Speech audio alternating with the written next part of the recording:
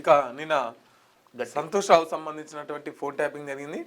Phone tapping కు నెంబర్లు మీరే ఇచ్చిర్రా, సమాచార కేసులో మీ పాత్ర ఏంది, ప్రభాకర్ రావు టీంతో వాట్సాప్ సిగ్నల్ యాప్ల ద్వారా తరచూ ఎందుకు మాట్లాడారు, శ్రవణ్ రావు రూమ్లో ఎలాంటి కార్యకలాపాలు జరిగాయి, బీఆర్ఎస్ మాజీ ఎంపీ సంతోష్ రావుపై సిట్ ప్రశ్నల వర్షం, జూబ్లీహిల్స్ పిఎస్లో 7.5 గంటల పాటు విచారణ. ఫోన్ ట్యాపింగ్ కేసులో నోటీసులు అందుకున్న బీఆర్ఎస్ మాజీ ఎంపీ జోగినపల్లి సంతోష్ రావు మంగళవారం హైదరాబాద్లోని జూబ్లీహిల్స్ ఏసీబీ కార్యాలయంలో సిట్ విచారణకు హాజరయ్యారు. జూబ్లీహిల్స్ ఏసీబీ కార్యాలయంలో సిట్ అధికారులు సంతోష్ రావును సుమారు 7.5 గంటల పాటు సుదీర్ఘంగా విచారించినట్టు తెలిసింది. గత బీఆర్ఎస్ ప్రభుత్వ హయాంలో జరిగినట్లుగా చెబుతున్న అక్రమ ఫోన్ ట్యాపింగ్ సంబంధించి ఫోన్ ట్యాపింగ్ చేయాల్సిన నెంబర్లను మీరు ఎవరికైనా ఇచ్చారా, అలాగే సమాచార సేకరణలో మీ పాత్ర ఏంటి వంటి అంశాలపై అధికారులు ఆరా తీసినట్టు సమాచారం.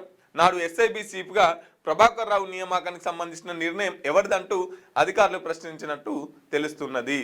రైట్, ఇక నిన్న సంతోష్ రావు సిట్ సంబంధించినటువంటి సిట్టు మొన్న నోటీసులు ఇస్తే నిన్న విచారణ సుమారు 7.5 గంటల పాటు కొనసాగింది. ఇప్పుడు నేను చదివిన ప్రశ్నలన్నీ సిట్టు వేసిందంట. మొదటి దయ్యం సంతోష్ రావే, గుంపు మేస్త్రికి ఆయన ప్రధాన గూఢాచారి. కేసీఆర్ తినే ఇడ్లీ సమాచారాన్ని సైతం రేవంత్ రెడ్డికి చేరవేస్తాడు. ఉద్యమకారులను కేసీఆర్ కు దూరం చేసిన దుర్మార్గుడు అని చెప్పేసి సంతోష్ రావుని నిన్న మామూలుగా తిట్టలేదు కవితక్క గారు. ఆట ఆడుకున్నది ఈటల రాజేందర్ లాంటి వాళ్ళు, తర్వాత వీళ్ళంతా బీఆర్ఎస్ పార్టీకి దూరం చేసింది. ఇదంతా మొత్తం చేసిందంతా సంతోష్ రావు. కేసీఆర్ ఏ ఇడ్లీ తింటున్నాడు, ఏం సాంబార్ వాడుతున్నాడు, అక్కడి నుంచి మొత్తం పూర్తి సమాచారాన్ని రేవంత్ రెడ్డికి ఇచ్చిండు.